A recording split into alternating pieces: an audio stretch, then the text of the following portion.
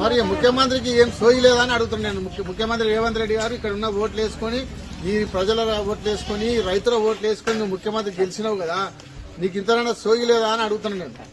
ఎందుకంటే ఈ యొక్క రైతుల భూములు గుంజుకొని కష్టపడి సంపాదించుకొని వాళ్ళు అప్పు తెచ్చి అక్కడ తీసుకొని 2 ఎకరాలు 3 ఎకరాలు కొని వ్యవసాయం చేస్తున్న రైతుల భూములు నువ్వు ఫార్మా చేస్తా అంటే ఇప్పటికైనా మేము డిమాండ్ చేస్తున్నాం, హెచ్చరిస్తున్నాం. ఇక్కడ ఫార్మా కంపెనీ పెడితే తరిమి కొడతామని చెప్పి తెలియజేసుకుంటున్నాం.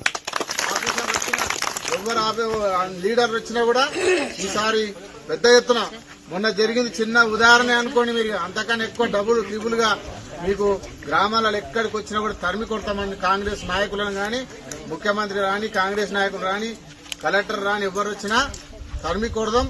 ఎవరు కూడా మీకు అందరికి కూడా మీకు అండగా ఉంటాం. నేను అండగా ఉంటా, బీఆర్ఎస్ పార్టీ అండగా ఉంటది, కేటీఆర్ గారు అండగా ఉంటారు, హరీష్ రావు గారు అండగా ఉంటారు, కేసీఆర్ గారు కూడా అండగా ఉంటారు. నిన్ననే కేటీఆర్ గారితో మీటింగ్ పెట్టి చెప్పినాం. ఎంతో చెప్తే చాలా చూసినాడు. ఈసారి అవసరం అనుకుంటే మనమే పోదాం, అందరిని ధైర్యంగా ఉండమని చెప్పినాడు. అందుకే తండకు వచ్చినాం. మీరు ఎక్కడ భయపడకండి, ధైర్యంగా ఉండండి.